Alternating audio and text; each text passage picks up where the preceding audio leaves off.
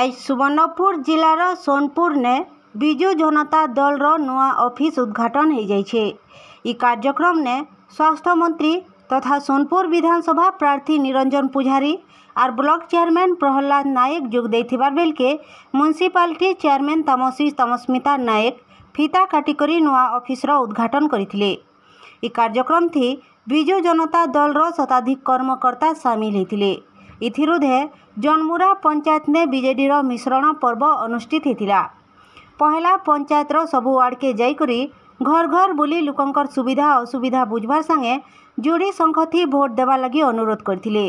ई मिश्रण पर्व ने बीजेपी और कांग्रेस रो शताधिक कर्मी माने बीजेडी ने सामिल होते। ब्यूरो रिपोर्ट पिगुल टीवी।